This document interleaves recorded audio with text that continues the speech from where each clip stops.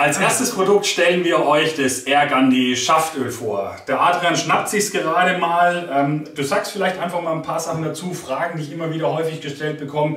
Für welches Holz verwende ich das überhaupt? Kann ich das für lackiertes Holz auch verwenden? Und was ist mit Schichtholz? Genau, also man kann es für alle Hölzer verwenden, für alle Arten. Bei einem Schichtholz, genauso wie bei einem lackierten Holz, als auch beim normalen offenporigen Holz.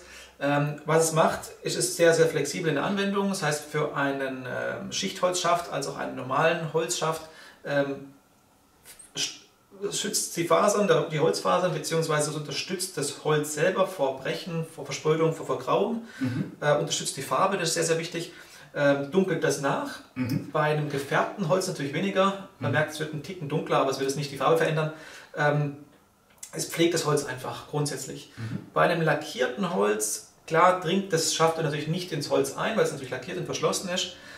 Was es aber macht, man kann es zur Reinigung verwenden, da alles, was Öl- und Fettbasiert ist, mit diesem Schaftöl auch gereinigt werden kann. Oh, okay. Das heißt, zur Pflege von einem Lack oder lackierten Schaft kann man es auch nehmen, dann einfach einreiben, 30 Minuten warten, wieder runterreiben.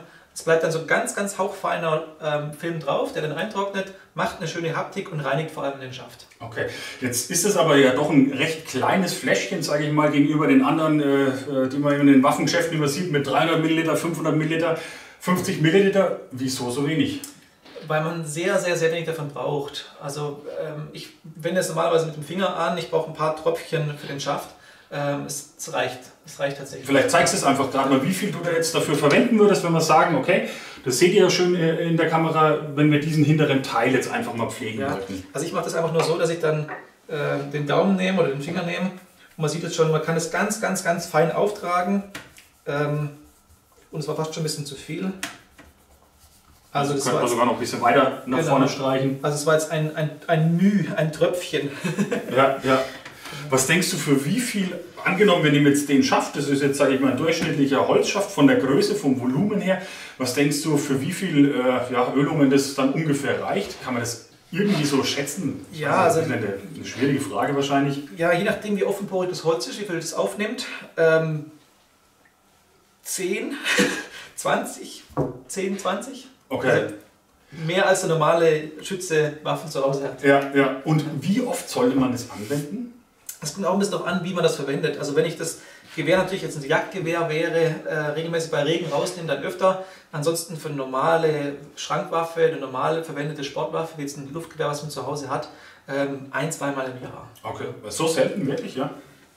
Kann man öfters machen natürlich. Wenn man natürlich Schichten aufbauen möchte, wenn man natürlich mehr Glanz haben möchte, dann natürlich gerne mehr.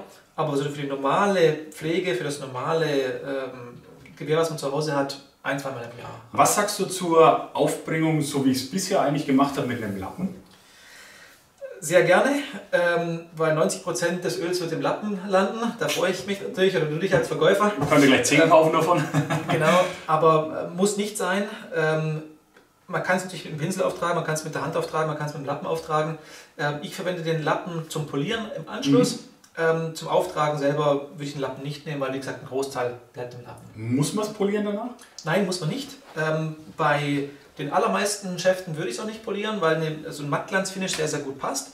Wer es aber Hochglanz haben möchte, der muss dann mehrere Schichten auftragen und im Nachgang dann polieren, beziehungsweise dann einfach mit einem Mikrofasertuch im besten Fall oder mit einer Polierscheibe das Ganze dann polieren und auf Hochglanz bringen.